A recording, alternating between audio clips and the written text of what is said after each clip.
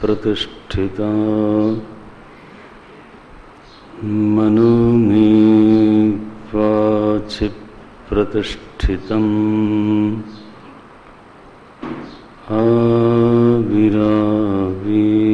आविराविर्मयेधि वेदस्य मानिस्थः श्रुतं मे मा प्रहासीः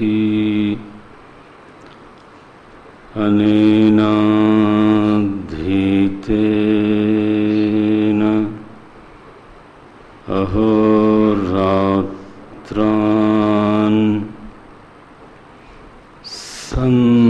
संदधामि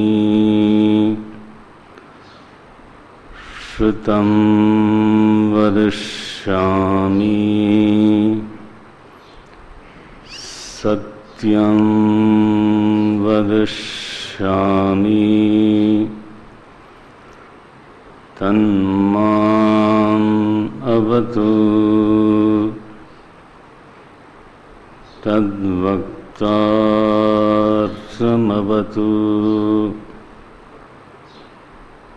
अवतु माम्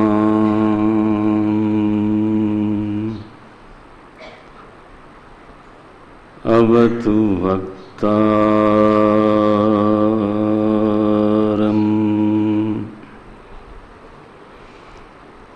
अवतु वक्तारम्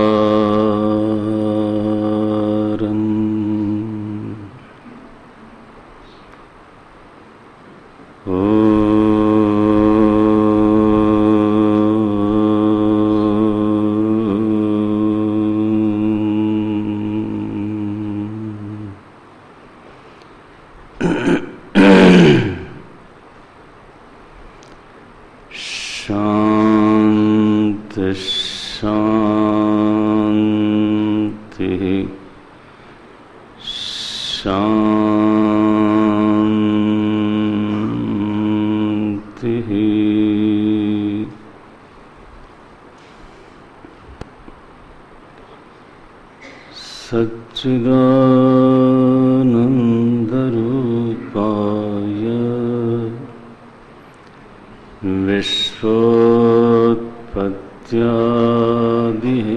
विश्वोत्पत्त्यादिहेतवे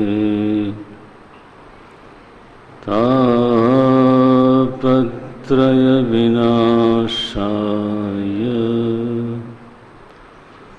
श्रीकृष्णाय वयं नुमः। श्रीकृष्णाय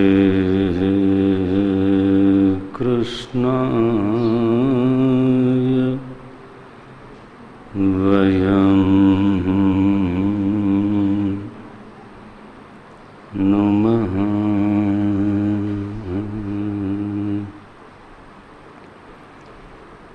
यं प्रव्रजन्तमनुपेतमपेतकृत्यं द्वैपायनो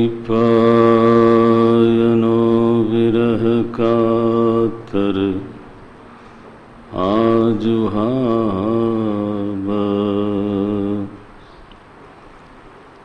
पुत्रेति तन्मयतया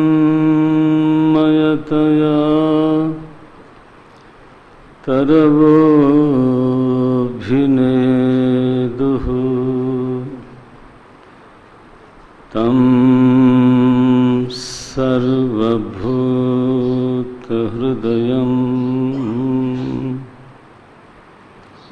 मुनिमानतोऽस्मि।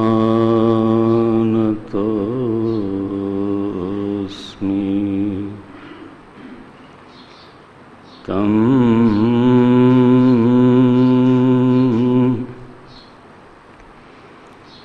सर्वभूतहृदयं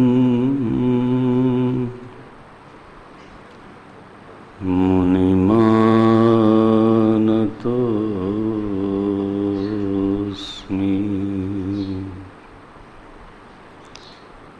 नारायणं नमस्कृत्य नरं चैव नरोत्तमं देवीं सरस्वतीं व्यासं ततो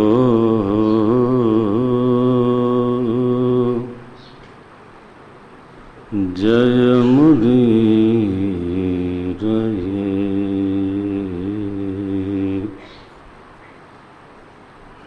ततो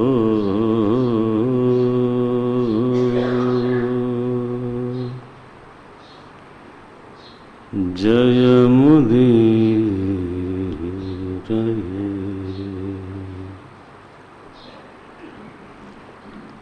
अज्ञानतिमिरान्धस्य ज्ञानाञ्जनशलाकया चक्षुरुन्मीलितं येन तस्मै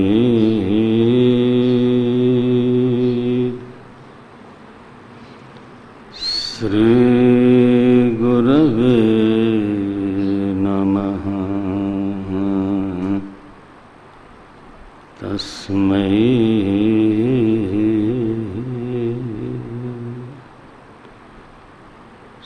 श्रीगुरवे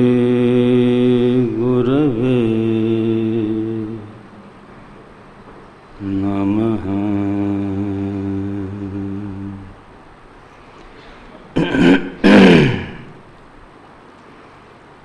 जय जय गोविंद जय हरि गोविंद।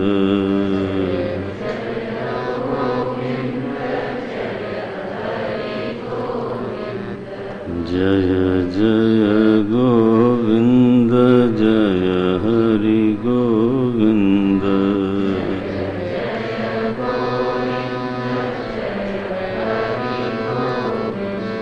जय जय गोविंद जय हरि गोविंद।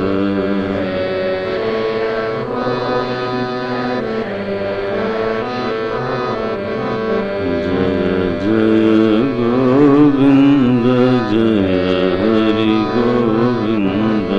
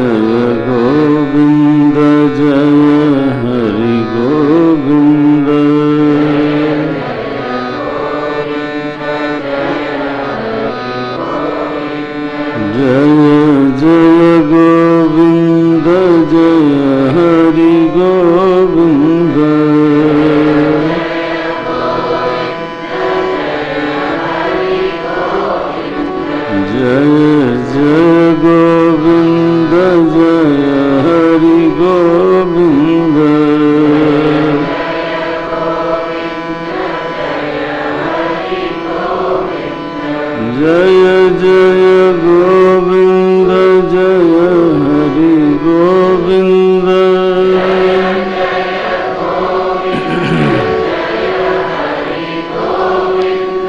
जय जय गोविंद जय हरि गोविंद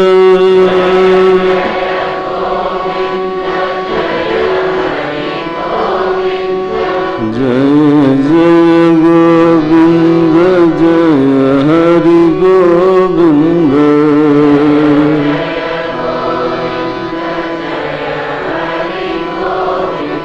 जय जय गोविंद जय हरि गोविंद जय जय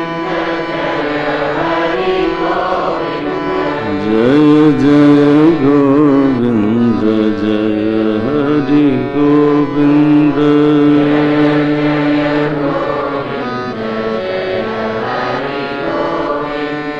जय जय गोविंद जय हरि गोविंद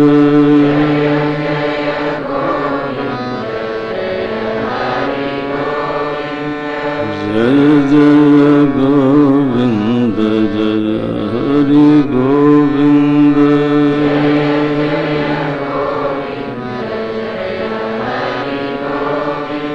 जय जय गोविंद जय हरि गोविंद जय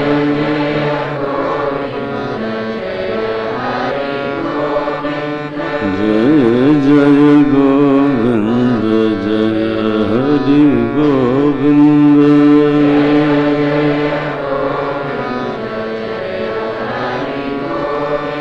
गोविंद जय जय गोविंद जय हरि गोविंद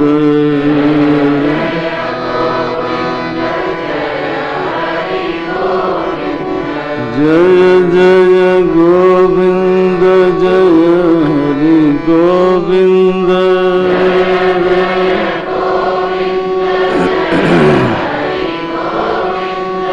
जय जय गोविंद जय हरि गोविंद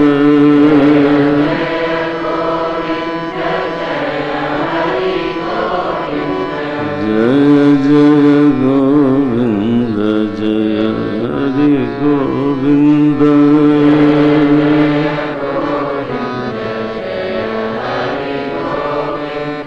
जय जय गोविंद जय हरि गोविंद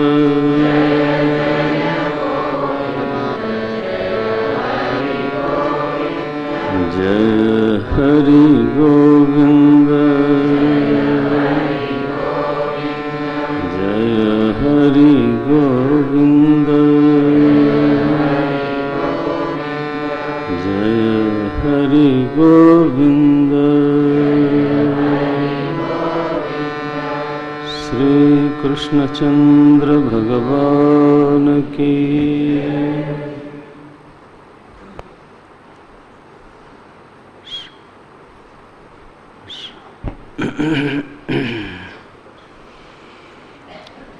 नारायण नारायण नारायण।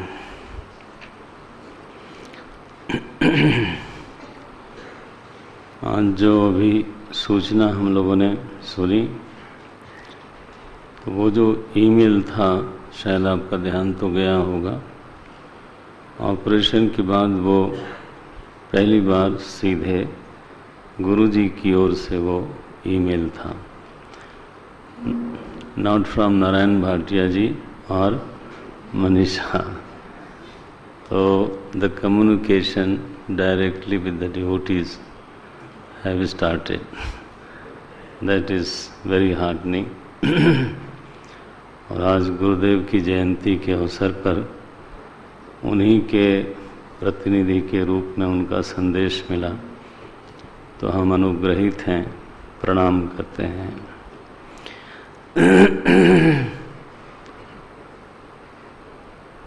भागवत जी के 15वें अध्याय में ये बात कही गई चित्रकेतु को लेकर के 19वें श्लोक में एक पंक्ति है, ब्रह्मण्यो भगवद भक्तः, ब्रह्मण्यो भगवद भक्तः नावसीदितुम अर्हति। जो ब्राह्मणों का, विप्रों का, साधुओं का भक्त है, वो किसी भी प्रकार से तो दुखी होने का अधिकारी नहीं है, ऐसा लिखा। अर्हति, अर्हति शब्द का अर्थ होता है योग्यता, अधिकार। तो जो भगवत भक्त है, संतों का भक्त है, ब्राह्मणों का भक्त है, तो उसका विषाद में अधिकार नहीं होता, उसका अवसाद में अधिकार नहीं होता, माने उसके अंतःकरण में शोक नहीं होना चाहिए। और यदि वो हो गया कदाचित, तो चूंकि वो भगवत भक्त है, चूंकि वो ब्रह्मण्य है, तो इसलिए उस विषाद का निवारण करने का दायित्व स्वयं परमात्मा अपने ऊपर लेते हैं। तो अब इसमें जो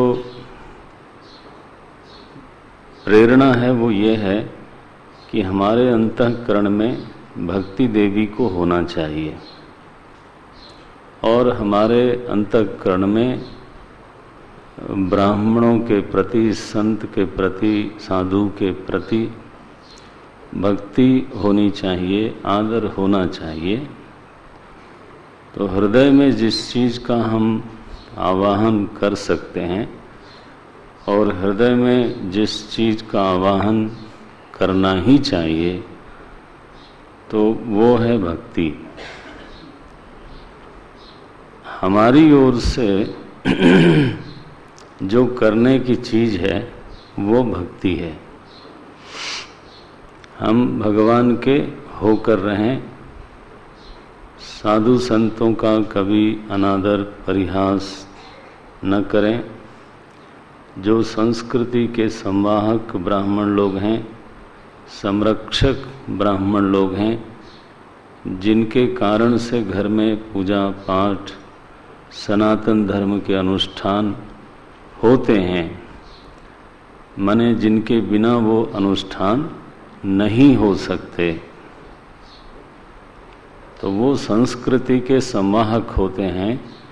हमारी सनातन धर्म की जो परिपाटियां हैं उनके संरक्षक होते हैं। तो कई बार हम लोग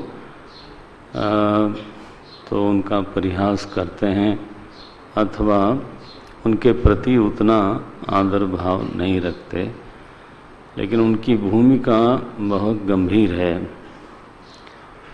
तो ब्रह्मण्य, ये दो ही शब्द दिया उन्होंने। विषाद में किसका अधिकार नहीं है ना?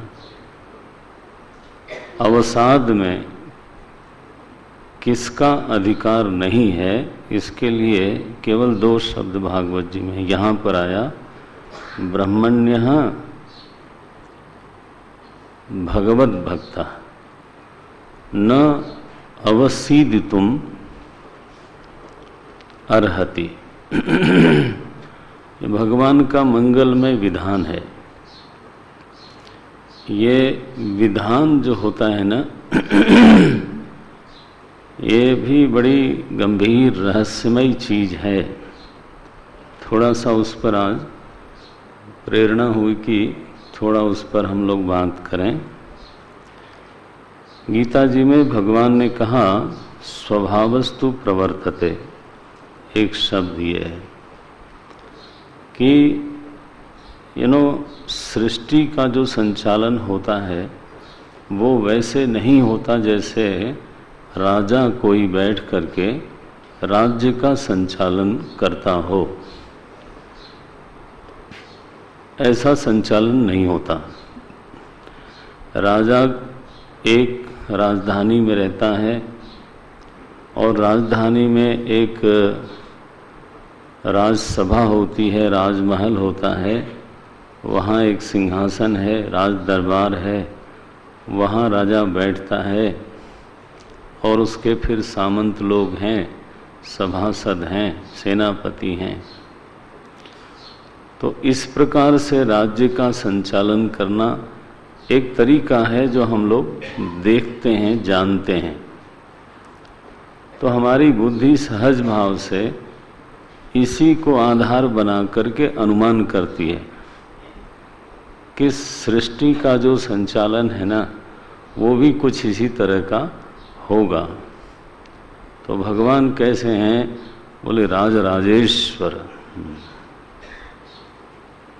देवाधिपति, है ना, चंद्रशेखर भगवान शंकर, देवाधिपति, सर्वेश्वर इत्यादि इत्यादि शब्द हम लोग बोलते हैं। तो उनका भी कोई राजधानी होगी नेचुरली, फिर उसमें एक राजमहल होगा, फिर राजसभा होगी, वहाँ वो बैठ करके तो आज्ञाएं देते होंगे। ये सहज बुद्धि से ऐसा ही ईश्वर के बारे में अनुमान होता है। तो अच्छा, इस अनुमान में हम लोग बहुत ज़्यादा आरंभ में कोई आक्षेप नहीं करते। हम लोग माने हम वेदांत के विद्यार्थी, हम वेदांती लोग, हमारी जो खुद की नज़र में पहचान है वो यही है कि हम तो वेदांत के विद्यार्थी हैं, वेदांती हैं, और यदि कमी है तो उसको पूरा करना है, लेकिन हमारी पहचान यही है। सद्गुरु की कृपा से वेदांत जन्य प्रमा से अंतःकरण अलंकृत हो जाए और रहे, और उस प्रमा का जो प्रमेय है उसमें निष्ठा बनी रहे, इतना ही चाहिए इस शरीर में, और कोई माने इससे कम नहीं चाहिए। इसको बोलते हैं वेदांती। सो हम लोग ईश्वर की इस मान्यता का, जैसा अभी हमने कहा कि राजावत सह ईशति, ऐसा इस मान्यता का आरंभ में कोई विरोध नहीं करते। वो विरोध इसलिए नहीं करते क्योंकि कम से कम इसमें साधक की बुद्धि में ईश्वर का अस्तित्व तो आकर के बैठ ही जाता है। माने कम से कम वो आस्तिक है, ईश्वरः अस्ति, यह बुद्धि उसके भीतर आ गई। और सह एव सर्वनियंता, वही सबका नियंता है, सर्व समर्थ है, माने उसमें किसी प्रकार की असमर्थता नहीं है, ऐसा कोई है जरूर। वह सर्वनियंता है, सर्व का ईश्वर है, तो उसका कोई नियंता नहीं है, उसका कोई ईश्वर नहीं है, तो न तो उसमें ईशन की आवश्यकता है और न तो उसमें नियामकत्व माने नियमत्व है। उसके ऊपर कोई नियम नहीं चल सकता, उसका कोई नियंता नहीं है, माने उसमें नियंतृत्व का अभाव है। ये दोनों बातें समझनी चाहिए। माने वो सर्वोपरि है, सर्वनियंता है, एक तरीका ये कहने का है। और एक तरीका ये है कि एक ऐसी वस्तु को हम ईश्वर कहते हैं जिसको नियमित करने की आवश्यकता नहीं होती। नियम और नियामक और नियम्य तीनों से अतीत कोई एक वस्तु है। तो कम से कम ऐसी अस्थि बुद्धि आती है, और इसी अस्थि बुद्धि में ऐसा ईश्वर मेरा है, जब ऐसा भाव आता है ना, मेरा, ममता का जब संबंध जुड़ता है, यह ईश्वर मेरा है, मेरा प्रभु है, मैं इसकी आराधना करता हूँ, तो शास्त्र में अस्थि के साथ जब ममता जुड़ती है तो उसको भक्ति बोलते हैं। आस्तिकता को भक्ति नहीं बोलते। आप ध्यान दें तो इस पर, ईश्वर है ऐसा मानना मात्र भक्ति नहीं है। हाँ, भक्ति की संभावना बन जाती है तब, पहले तो है, लेकिन वह ईश्वर मेरा है और मैं उसका हूं, जब ये वृत्ति आने लगती है तब इसका नाम पड़ता है भक्ति। लेकिन जब आगे विचार होता है तो जैसा मैंने कहा, उसी ईश्वर ने गीता में ये कहा कि न कर्तृत्वम न कर्माणि लोकस्य सृजति प्रभु न कर्म फल संयोगम। अब यहाँ पे जो उन्होंने अपना परिचय दिया वो बिल्कुल अनोखा है, उसमें राजा जैसी कोई बात ही नहीं है। बोले मैं किसी के भीतर कर्तृत्व उत्पन्न नहीं करता, माने किसी को ये नहीं कहता कि तुम ये करो, तुम्हारी ये ड्यूटी है। हाँ, लोकस्य कर्तृत्वम न सृजति, लोकस्य कर्माणि न सृजति। बोले अच्छा भाई, तो लोग स्वयं करता है और स्वयं कर्म करते हैं, तो जब कर्म करते हैं तो फल तो आप देते हो कम से कम। कर्ता जीव के किए हुए कर्मों के अनुसार फल देने का काम तो आप ही करते हो, तो उन्होंने मना कर दिया। न कर्म फल संयोगम। अब ये अनोखा ईश्वर है, और ये कौन बोल रहा है? कोई आचार्य बोलता ना तब तो मतभेद हो जाता। ये स्वयं ईश्वर ही बोलता है, न कर्तृत्वम न कर्माणि लोकस्य सृजति प्रभु। बोले महाराज फिर ये सब कैसे होता है? होता कैसे है? स्वभावस्तु प्रवर्तते। तो ये क्या चीज है? विधान, जिसको कहते हैं ईश्वर का विधान। अगर ध्यान दे सके तो जिनको वेदांत का थोड़ा अभ्यास है, सृष्टि वेदांत में अनादि है, सनातन धर्म में सृष्टि अनादि है। अनादि माने इसका आरंभ कभी नहीं हुआ, केवल प्रलय होता है और फिर उदय होता है।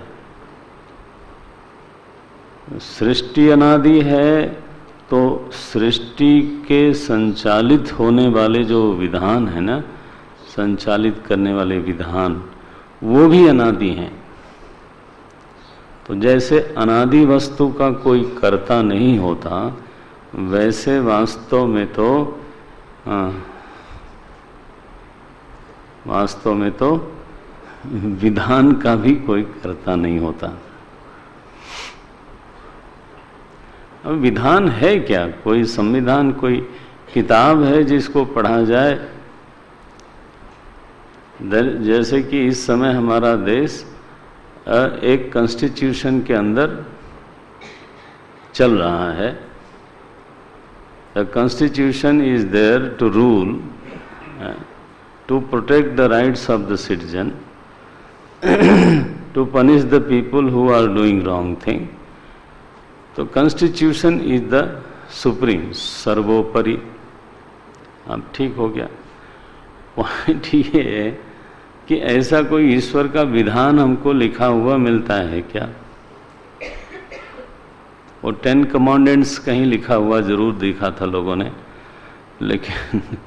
लेकिन ये ईश्वर का विधान, बोले वेद है।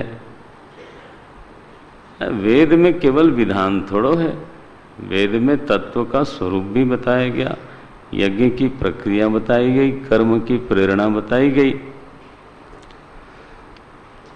विधान क्या, जो द्रव्य है, जो वस्तु है, उसी में उसका जो धर्म रहता है ना, उसको विधान कहते हैं। नाउ दृष्टांत दूं मैं, जैसे जल है, तो जल का एक धर्म है कि वो 100 डिग्री टेम्परेचर पे तो उबलने लगेगा, तो थोड़ा और टेम्परेचर बढ़ाएं तो वो वाष्प बन जाएगा, ठीक है ना। अब ये जो धर्म है, ये जो प्रॉपर्टी है, ये जल की अपनी प्रॉपर्टी है। तो यह जो जल में निहित जो धर्म है, जल में निहित जो प्रॉपर्टी है, अच्छा, और अग्नि का धर्म क्या है कि वो जिसके संपर्क में आएगा, अगर वो गुड कंडक्टर है तो उसको गर्म करेगा। खुद उष्ण है और दूसरे में उष्णता का संचार करता है, ये अग्नि का धर्म है। और दो द्रव्य हैं, दोनों के अपने अपने धर्म हैं। दे केम नियरर टू ईच अदर। तो अब जल के पास जब अग्नि आई, तो एक के धर्म ने दूसरे के धर्म के साथ इंटरैक्ट किया ना, और चीज जो बनी उसका नाम पड़ा वाष्प। तो सूर्य स्वयं ही अग्नि स्वरूप है, और उसके ताप से समुद्र में से, जल में से, जलाशय में से वाष्प बना, और वो वाष्प ऊपर उठा, वो भी धर्म है उसका। वाष्प नीचे नहीं जाती, कभी ऊपर जाती है, क्योंकि हवा गर्म होके हटती जाती है। तो बादल बने। अब बादल बने तो हम कहेंगे ये ईश्वर का विधान है।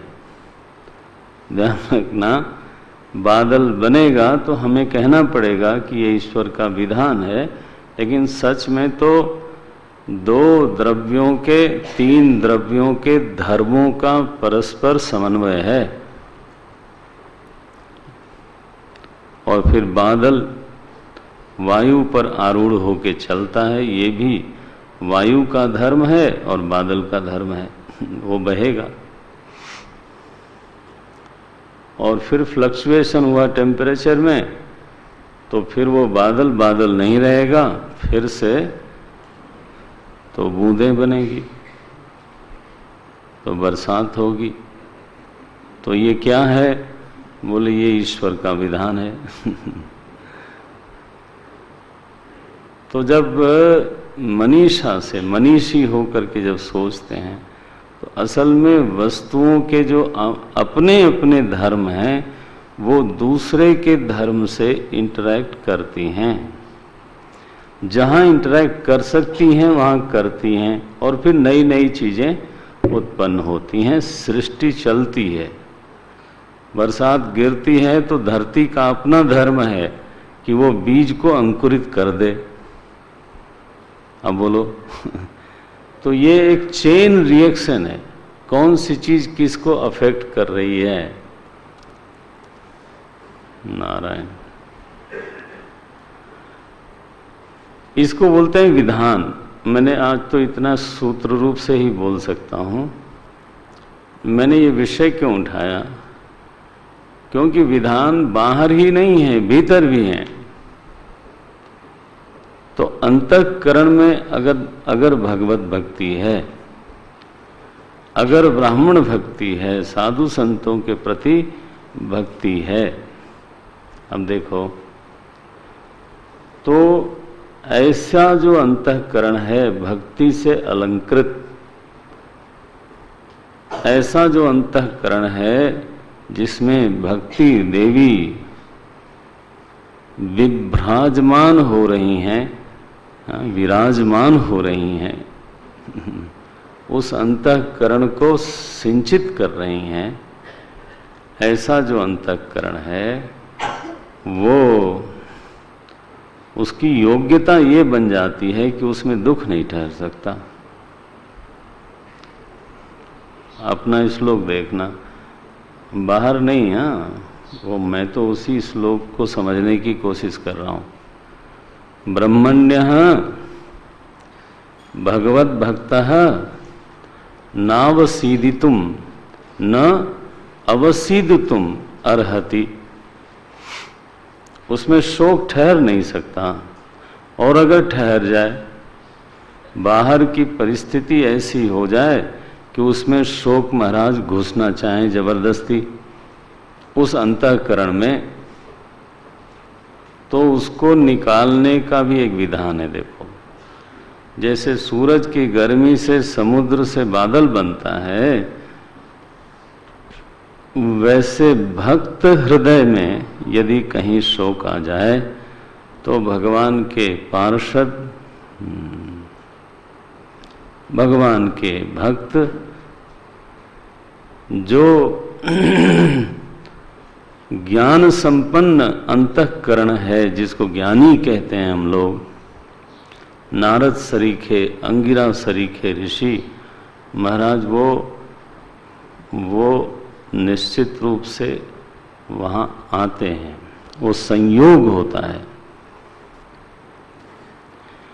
सूर्य और जल के उपस्थिति में बादल का निर्माण होना ही होना है, ठीक है ना, ये विधान है। तो विधान केवल इतना ही नहीं है, विधान ये भी है कि अगर अंतःकरण में निर्मलता है, भक्ति है, तो फिर जो भगवान के भक्त हैं, ज्ञानी हैं, तो वो विधान के अनुसार कहिए, और विधान चूंकि प्रभु पर आश्रित है, इसलिए आप कहिए प्रभु के अनुग्रह से। तो ऐसे ज्ञानी संतों का जीवन में संयोग होना अवश्यम भावी है। नहीं तो ये व्यवस्था लगाना मुश्किल है कि चित्रकेतु के पास तो नारद जी गए और अंगिरा ऋषि गए, तो फिर सबके पास क्यों नहीं जाते? तो ये क्या हुआ भाई, केवल राजा रानी के पास जाते हैं क्या? तो उस समय भी चित्रकेतु जो हैं बहुत सारे और राजा रानी रहे होंगे, लेकिन अंगिरा ऋषि नहीं गए। कई बार तो राजाओं को दंडित भी करते हैं लोग। वो वहां जाने का एक ही कारण है, वो पंक्ति है मूल में, ब्रह्मण्यः भगवत भक्तः।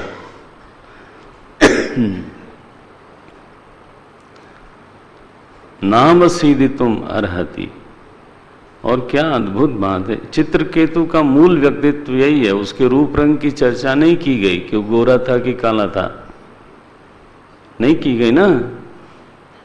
सुंदर था, असुंदर था, जवान था कि वृद्ध था कि प्रौढ़ था, ये सब कोई वर्णन नहीं है।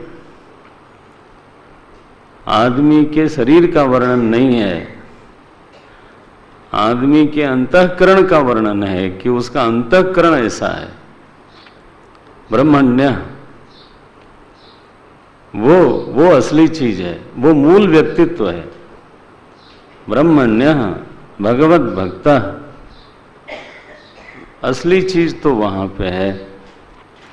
और इसलिए अंगिरा ऋषि जाते हैं वहां, और देखो क्या क्या करते हैं वहां जाके। पहले तो उन्होंने उसको पुत्र दिया जिससे कि उसके चित्त में प्रतिबंध की निवृत्ति हो, और फिर शोक की निवृत्ति के लिए समझाया पहले।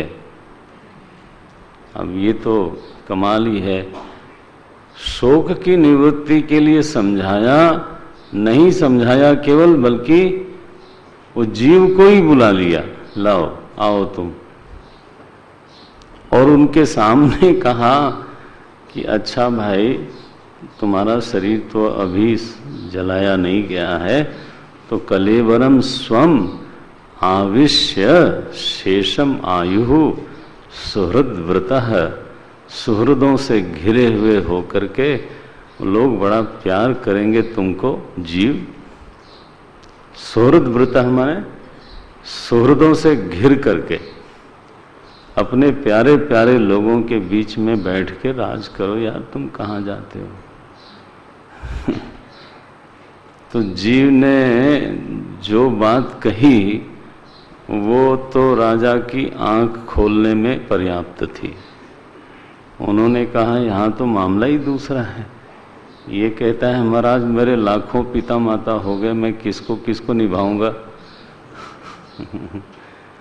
तो ये जो प्रवाही जीव है वो किसी का नित्य संबंधी नहीं होता। वो स्वयं तो नित्य है लेकिन संबंध अनित्य है। तो जब तक जीवत्व की बात उसने की तब तक कहा कि ममत्व अनित्य है, संबंध अनित्य है। उसमें एक सहयात्रा का धर्म ले करके, है ना, माने बाहरी धर्म तो यह है कि पिता पिता की तरह रहे, पुत्र पुत्र की तरह रहे, ये बाहरी धर्म है। लेकिन अंतर धर्म यह है कि ये भी एक जीव है, मैं भी एक जीव हूँ, दोनों हम यात्रा पे निकले हैं। तो हमारी कोशिश होनी चाहिए कि हम एक दूसरे की यात्रा को सुखमय बनाएं, एक दूसरे की यात्रा में सहयोग करें। अंतर धर्म यही है कि हम एक दूसरे को सन्मार्ग में प्रेरित करें, उसको चलने में मदद करें, बस ये हमारा मूल धर्म है। उसे उसकी यात्रा को बाधित न करें और अपनी यात्रा को बाधित न होने दें, ये भी है। हम कोई नित्य संबंधी होकर के आए नहीं हैं कि एक दूसरे के लिए अपनी यात्रा तोड़ दें। नो नो नो, ये मूल में सनातन धर्म ये बिल्कुल नहीं है। इसलिए कहीं कहीं संबंध का त्याग भी देखने को मिलता है। यदि यात्रा बाधित हो रही हो तो पिता तजे प्रहलाद, वहां उन्होंने पुत्र धर्म का, है ना, जिम्मेदारी नहीं ली। बोले नहीं भाई ये गलत बात है। उनसे कहते रहे वो कि आप भी जरा भक्ति करो, क्यों देहाभिमान में फंसे पड़े हो। उनको वो कहते रहे, लेकिन इट डज नॉट मीन कि चूंकि हिरण्यकश्यप यात्रा नहीं करना चाहता तो प्रहलाद भी रोक दें अपनी। नो नो नो,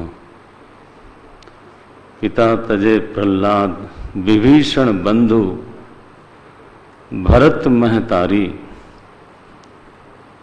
ये है कंत ब्रज बनितन, ऐसे ऐसे दृष्टांत दिए हैं तुलसी बाबा ने। तो संबंधों की व्याख्या की और जीव ने कहा कि जो असली स्वरूप है उस दृष्टि से तो मैं किसी का कुछ लगता ही नहीं, मेरा स्वरूप तो बहुत ही अद्भुत है। एष नित्यः अव्ययः, ये 9वां श्लोक है, जो अपने परमार्थ रूप में आके जीव बोलता है। एष नित्यः अव्ययः सूक्ष्मः, एष सर्वाश्रयः स्वदृक्, आत्ममाया गुणैर्विश्वम् आत्मानं सृजति प्रभुः, एकः सर्वधियां द्रष्टा, है ना। ये नाना प्रकार की बुद्धियों का अद्वितीय दृष्टा मैं हूँ। ऋषि, मेरा किसी के साथ क्या संग हो सकता है। उदासीनवत आसीनः परावरदृक् ईश्वरः, ऐसा कह करके वो जीव तो चला गया और इन लोगों की आंखें खुल गई महाराज। तो ये मैं गृहस्थ हूँ और मेरे सबके प्रति बिल्कुल नित्य कर्तव्य हैं। धीरज से इसको सुन लेना आप। आदमी जो है वो परमार्थ का त्याग करता है और अनित्य संबंधों को परमार्थ बना डालता है। तो इसलिए यहाँ कुछ थोड़ी ऐसी बात कठोर कठोर भी लिख दी। 15वें श्लोक में कहा, गृहांधकूपात निष्क्रांतम सरह पंकादिवद्दीपः। बोले जब चित्रकेतु को बोध हुआ ना कि संबंधों की ये स्थिति है तो निर्वाह तो करो, लेकिन उस वृत्ति से निकल पड़ो। तो गृहस्थ वृत्ति जिसमें ये भाव आता है कि बस यही परमार्थ है और हमको निभाना है और ये है और वो है, तो भागवत जी तो ऐसा बोलते हैं कि ये तो एक अंधकूप है और इसमें से निकलना, आप जानते हो ना, कुएं से निकलना किसी के बस की बात नहीं है। सीढ़ी तालाब से निकल सकते हो, हाँ, समुद्र से निकल सकते हो, कुएं से गंगा जी पार कर सकते हैं, वो खुद ही पार करवा देती हैं अगर धीरज रहे तो, लेकिन कुएं से नहीं निकल सकते। कुएं से तो निकलने के लिए कोई दूसरा ही आदमी चाहिए जो रस्सी डाले और खींचे। तो चित्रकेतु को निकाला अंगिरा ऋषि ने, नारद जी ने रस्सी डाली उस जीव को बुला के, बोले लो भाई। तो निष्क्रांत कैसे निकल गया, जैसे दलदल में फंस गया था हाथी, था तो वो बलवान हाथी लेकिन दलदल में फंसा पड़ा था, द्वीपः माने हाथी, तो वो निकल गया और फिर नारद जी को प्रणाम करता है। तस्मै प्रपन्नाय भक्ताय प्रयतात्मने, प्रयत माने होता है शुद्ध, शुचि। वह जो शुद्ध आत्मा है, शरणागत है, भक्त है, उसको फिर नारद जी ने विद्या का उपदेश किया। ये प्रकरण तब आता है, माने प्रतिबंध निवृत्त हो गया उसके अंतःकरण से। पुत्र कामना प्रतिबंध थी, शोक प्रतिबंध था, नाना प्रकार की गलत वृत्तियां प्रतिबंध थीं। प्रतिबंध का आप चाहें तो ट्रांसलेशन ऑब्स्टेकल कर लें तो प्रतिबध्नाति थी, मन को बांध देना, चलने ही नहीं देना, परमार्थ की ओर मन को चलने ही नहीं देना। ऐसे कुछ भीतर हमारे नोशंस हो जाते हैं तो उसको प्रतिबंध कहते हैं। नारायण। तो नारद जी ने फिर अब विद्या का उपदेश दिया। ये भगवान संकर्षण के प्रीति के लिए अनुष्ठान है। ये मंत्र बोलते हैं इसको, चतुर्व्यूह मंत्र, कई लोग अनुष्ठान करते हैं इसका। ओम नमस्तुभ्यं भगवते, ये मंत्र है, हाँ, मंत्रोपनिषद इसीलिए कहा गया। ओम नमस्तुभ्यं भगवते वासुदेवाय धीमहि प्रद्युम्नाय अनिरुद्धाय नमः संकर्षणाय च। ये तो संकर्षण भगवान जो हैं वो अहंकार के देवता हैं। प्रद्युम्न बुद्धि माने जाते हैं, अनिरुद्ध मन माने जाते हैं और वासुदेव चित्त माने जाते हैं। तो ये चारों का जो, ये चारों चित्त, मन, बुद्धि और अहंकार, इन चारों के जो अभिमानी अथवा चारों के जो अधिष्ठाता देव हैं ये 4 नामों से जाने जाते हैं। माने उपासना क्या है यहाँ पर कि मन है वो प्रत्यक्ष ये दिखाई देता है, बुद्धि है, अहंकार है दिखाई देता है, चित्त है जिसमें स्मृति है, चिंतन कर्तृ चित्तम। तो अपने अंतःकरण पे व्यक्ति ध्यान करे। यहाँ ध्येय वस्तु क्या है? स्वयं मेरा अंतःकरण। आंख खोलने की भी जरूरत नहीं है। और आप ध्यान देना, ध्येय वस्तु यहाँ पर चक्र नहीं है, मणिपुर चक्र और स्वाधिष्ठान चक्र और मूलाधार और अनाहत, ये तो शरीर का ध्यान हो गया। इन सब चीजों की समाज में बड़ी प्रतिष्ठा है, आज्ञा चक्र पे ध्यान लगाए बैठे हैं। तो ये सब साधना है, भागवत में भी है वो, लेकिन वो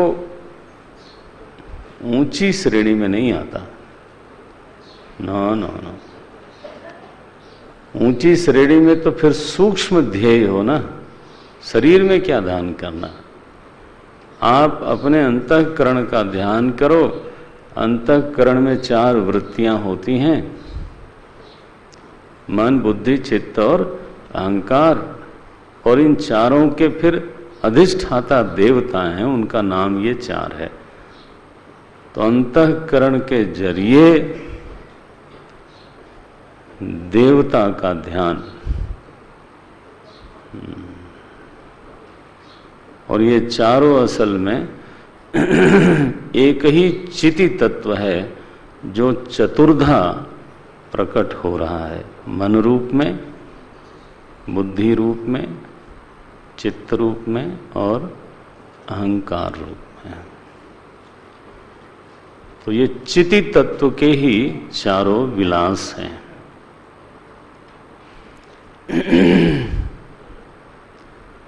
तो असली जो ध्येय हुआ ना, जरिया बना अंतःकरण, लेकिन ध्येय बना चैतन्य तत्व। ये वैदिक उपासनाएं हैं, गंभीर उपासनाएं। ऋग्वेद के उपनिषद में, ऐतरेय उपनिषद में, मन की जितनी वृत्तियां हैं उनमें से बहुत सारी वृत्तियों का नाम लिया वेद ने। और क्या बोला अंत में? सर्वाणि एतानि प्रज्ञानस्य नामधेयानि भवन्ति। उन्होंने क्या कहा कि जितनी भी वृत्तियां हैं वो सब की सब प्रज्ञान के ही अलग अलग नाम हैं। और प्रज्ञान क्या है? तो बोले प्रज्ञानम ब्रह्म। ये महावाक्य आया, ये तरीका है वेद का, ये तरीका है।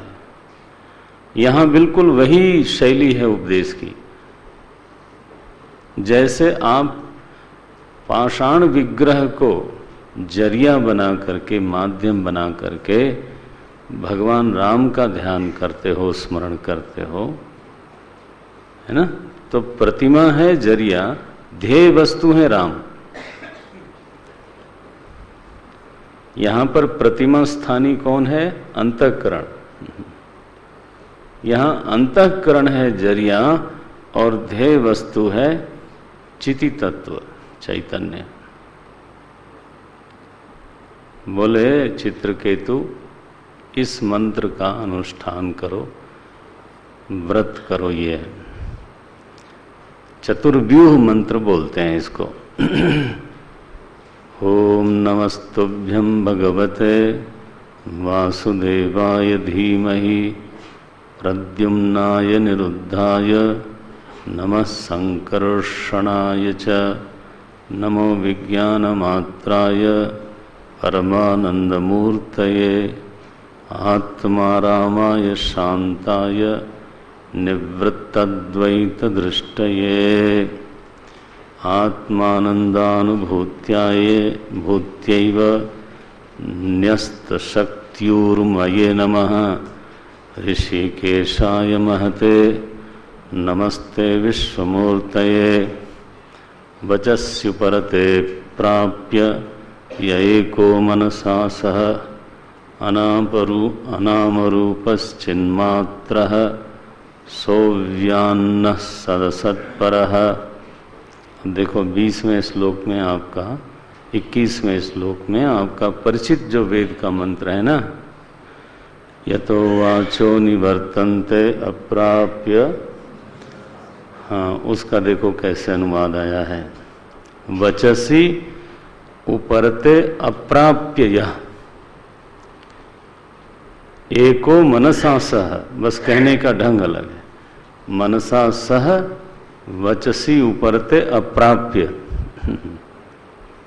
बिना पाए ही वाणी लौट आती है मन के साथ, वो आप हो। आप कैसे हो? देखो अभी तक तो मन बुद्धि चित्त बोल रहे थे ना, अब क्या बोलते हैं? अनाम रूपः, आप अनाम हो, अरूप हो। चिन्ह मात्र, ये मैं निवेदन कर रहा था कि यहाँ जो ध्येय वस्तु है वो चिति तत्व है, चिन्ह मात्र वस्तु है, उसी का ये विलास है। अंतःकरण कुछ अलग सी चीज नहीं होती, अंतःकरण चिति तत्व का ही विलास है, चिद विलास जग। नारायण। सह अव्यान्नः सदसत्परः, और वही ब्रह्म है, प्रज्ञानम ब्रह्म। क्योंकि फिर आगे बोलते हैं यस्मिन्निदं यतश्चेदं तिष्ठत्यप्येति जायते मृण्मयेष्वमृज्जाति तस्मै ते। देखो अभी चिन्ह मात्र बोल रहे थे, अभी बोलते हैं तस्मै ते ब्रह्मणे नमः यन्न स्पृशन्ति न विदुः, जिसको मन बुद्धि इंद्रियां स्पर्श नहीं कर पाती। अंतर्बहिश्च विततम, कैसे भीतर और बाहर दोनों जगह व्याप्त है। व्योमवत् तन्नतोस्म्यहम्, मैं उसको नमस्कार करता हूँ। अंतिम में दिया ओम नमो।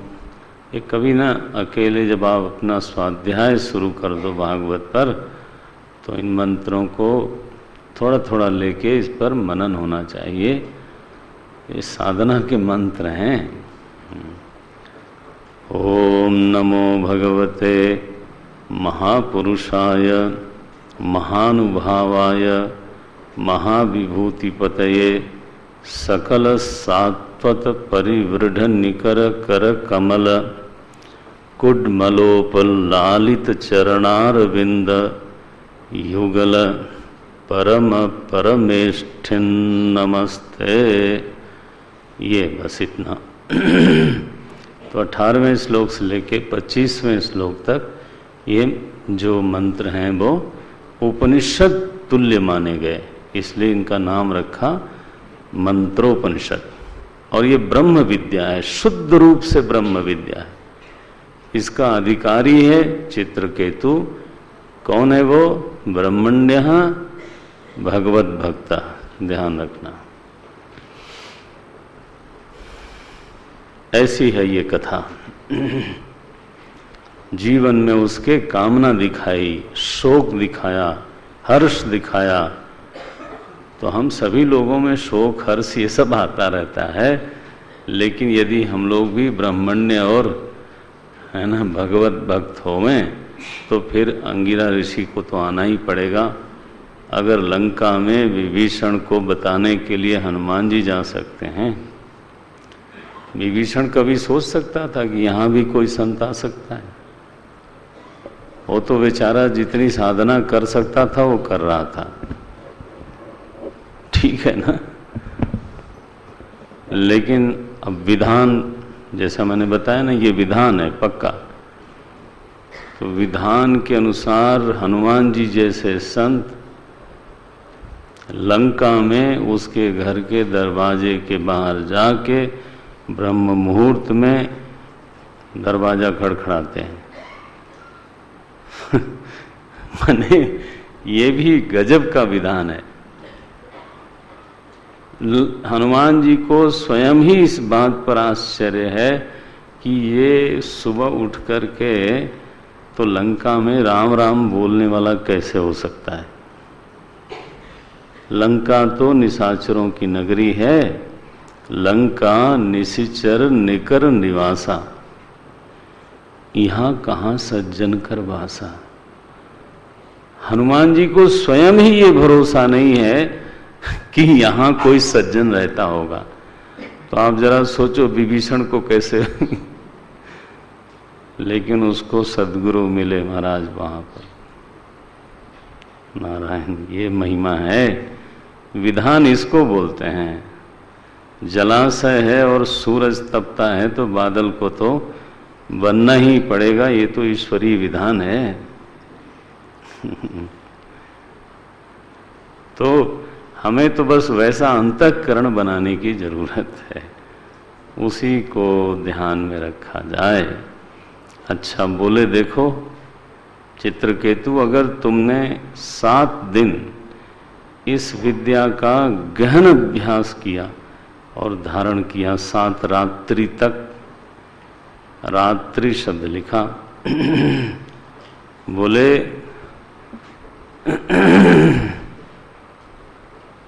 भक्ता यैताम प्रपन्नाय विद्याम आदिश्य नारदः ययौ, ये नारद और अंगिरा ऋषि दोनों चले गए। ययौ अंगिरसा साकम धाम स्वायंभुवम प्रभो चित्रकेतु तो विद्याम ताम यथा नारद भाषिताम धारयामास सप्ताहम अभक्ष, जल पी करके उसने ये धारण किया, रात को भी धारण किया, छोड़ा नहीं। ततश्च सप्तरात्रांते, और रात्र शब्द का उल्लेख किया, अह तो लिखा ही लिखा, रात भी लिखा।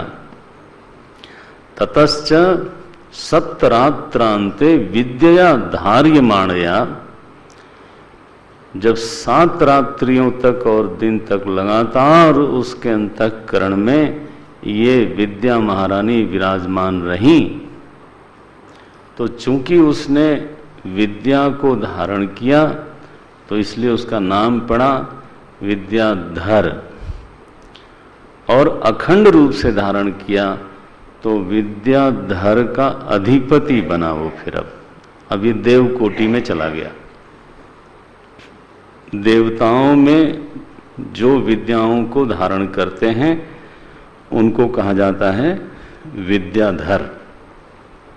उनका ये अधिपति बन गया, राजा नहीं रहा, देवलोक की स्थिति हो गई। विद्याधराधिपत्यम स लेभे, प्राप्त किया उसने 7 दिन में। ये तो इतना अंतःकरण निर्मल था, थोड़ा कहीं त्रुटि बच गई थी, वो निकाल दिया ऋषियों ने। और लेभे, ये तो हुआ अप्रतिहतम नृपः, अब वो कहीं भी जा सकता था। अप्रतिहत गति हो गई, कहीं भी जा सकता था, चल फिर सकता था। तो ततः कतिपय आहोभिर विद्येद्ध मनोगति, ये मन जो है ना उसका विद्या से इद्ध हो गया है, विद्या से अलंकृत है। जगाम देव देवस्य शेषस्य चरणांतिकम, तब संकर्षण भगवान तो शुद्ध चैतन्य परमात्मा के शरण में गया। यहाँ उसने बड़ी स्तुति करी, बोले महाराज आपकी करुणा का कोई ठिकाना नहीं है। सकामियों को तो उनकी कामना के अनुसार आप वरद रूप होकर के वर देते हो, ये भी सच है। हाँ, ये मत कहना केवल चेतन चेतन है तो कुछ कर ही नहीं सकता, राम राम राम। तब तो आपने सनातन धर्म को समझा नहीं। भावनोपहित होकर के वो वरद हो जाता है और दुष्टोपहित होकर के वो काल हो जाता है। ऐसा होने में कोई दिक्कत नहीं है। शुद्ध चेतन औपाधिक होकर के वरद भी है, महाकाल भी है। यह उसका स्वाभाविक रूप नहीं है, बल्कि औपाधिक रूप है। तो मानो जिसके अंतःकरण में कामना नहीं है, उसके सामने उसकी करुणा क्या है?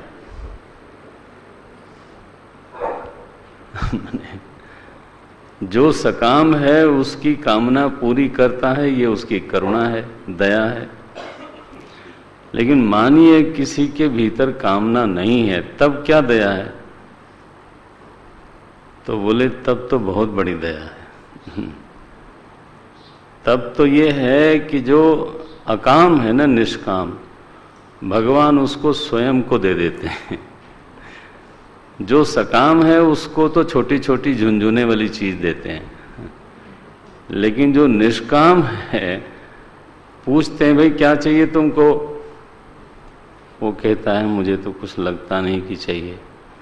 3-4 बार पूछते हैं, अब उसको कुछ लगता ही नहीं है, तब फिर कहते हैं देना तो पड़ेगा, तो वो खुद ही को दे देते हैं।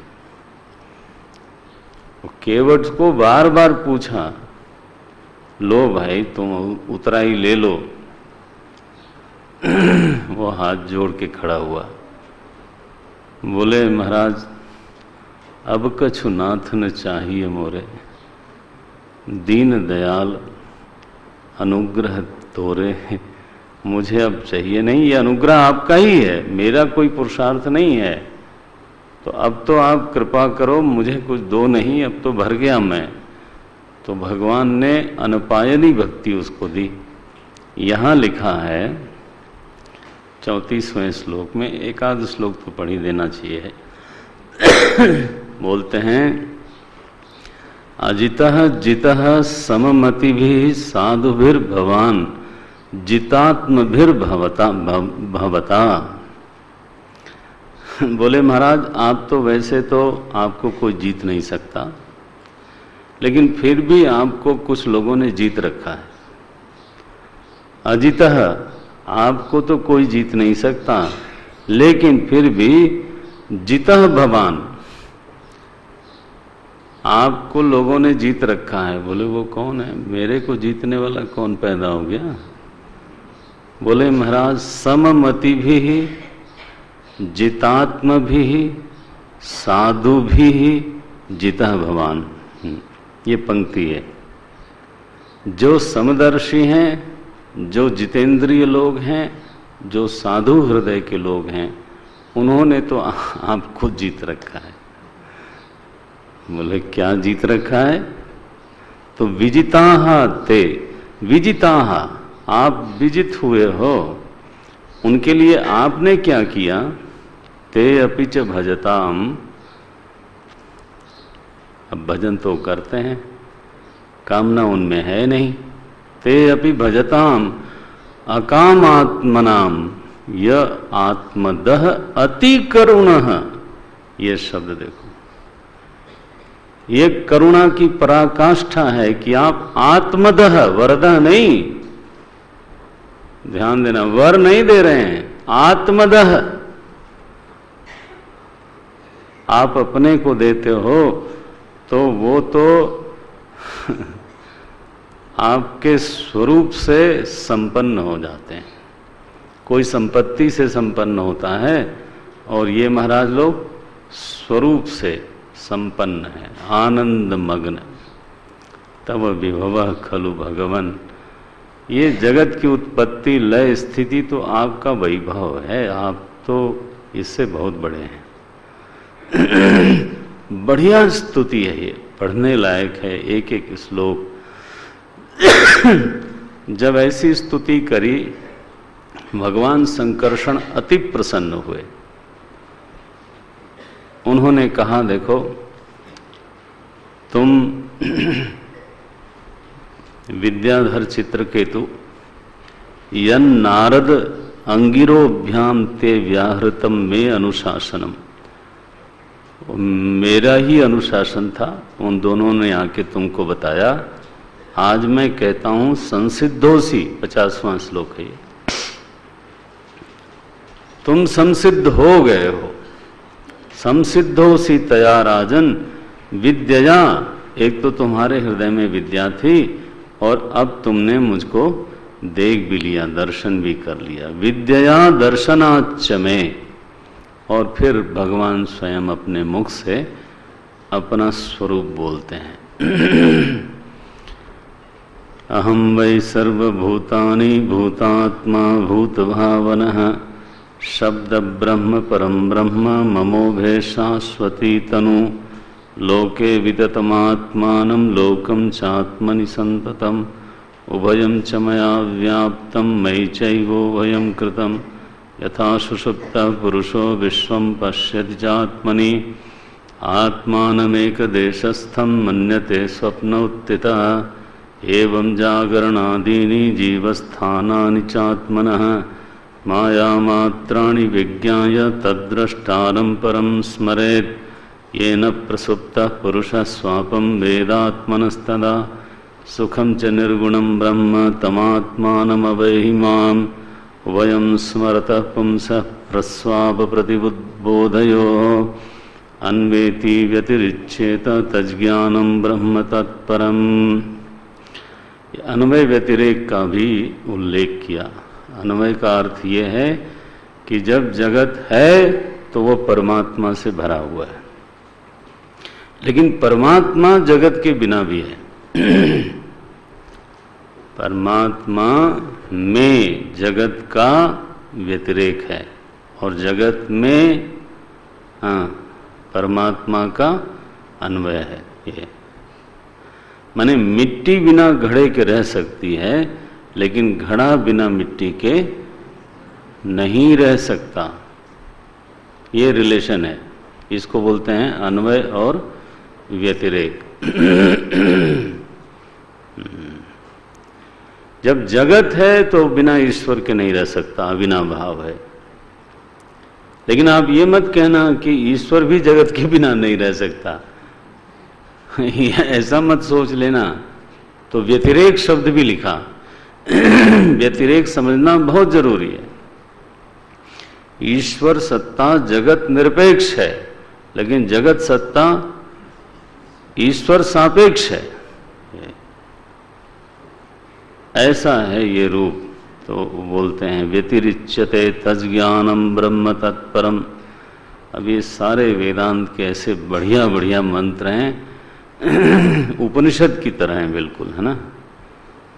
तो अब इस पर क्या कितनी व्याख्या की जाए, अब समापन करना है। एतावानेव मनुजै योग नैपुण बुद्धिभिः स्वार्थ सर्वात्मना ज्ञेयो यत्परात्मैकदर्शनम् त्वमेतच्छ्रद्धया राजन् अप्रमत्तो वच मम ज्ञान विज्ञान संपन्नः धारयन्नासु सिद्ध्यसि। ऐसा उपदेश किया है भगवान ने, और विद्याधर के सामने ही फिर अंतर्धान हो गए।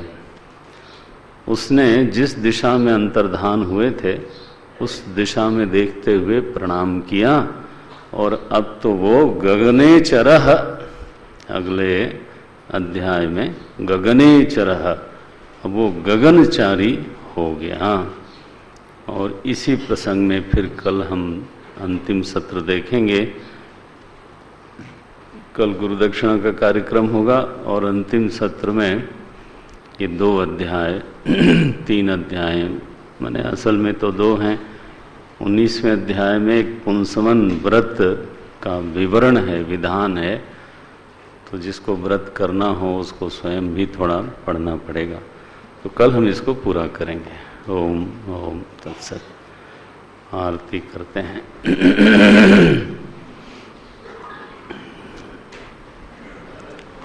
ये पंखा बंद कर दें।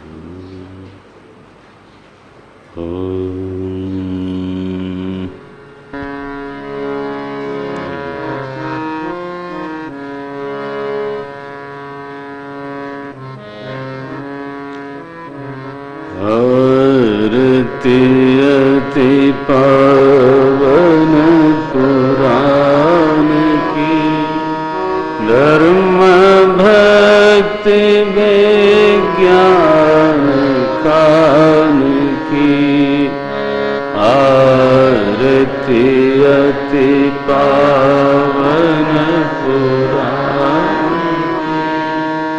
धर्म भक्ति विज्ञान खान महापुराण भागवत सुखमुख विगलित निगम कल्प फल परमानंद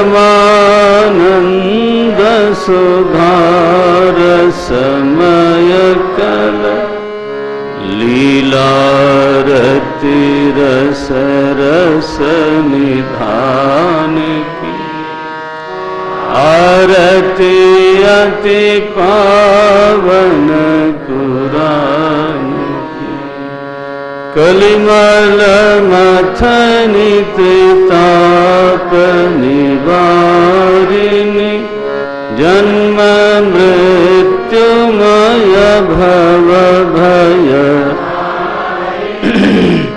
सेवत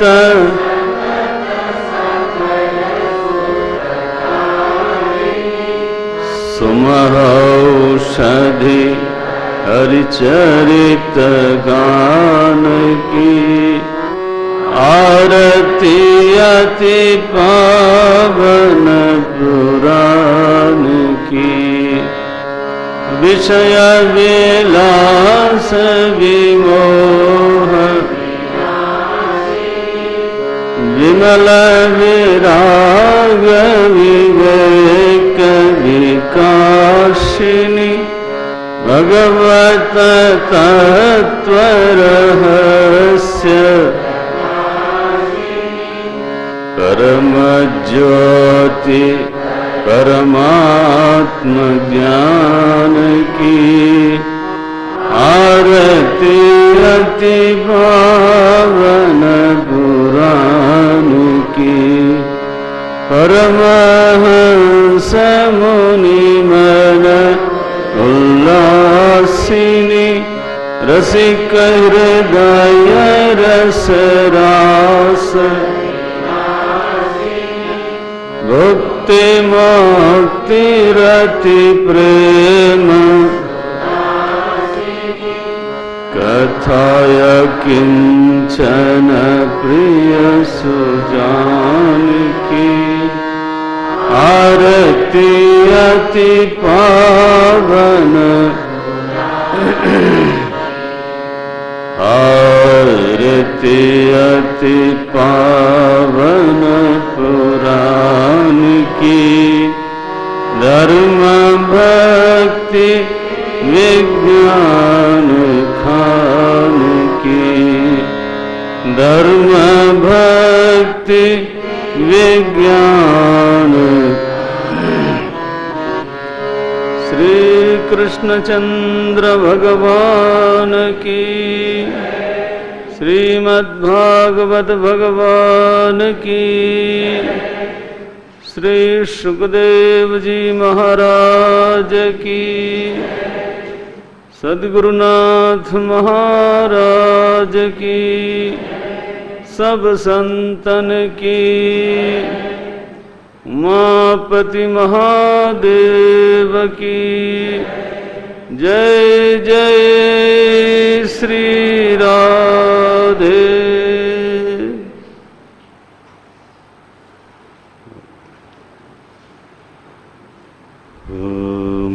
पूर्णमदः पूर्णमिदं पूर्णात् पूर्णमुदच्यते पूर्णस्य पूर्णमादाय पूर्णमेवावशिष्यते। ॐ शान्ति शान्ति शान्ति। हरि ओम श्री गुरुभ्यो नमः। हरि ओम।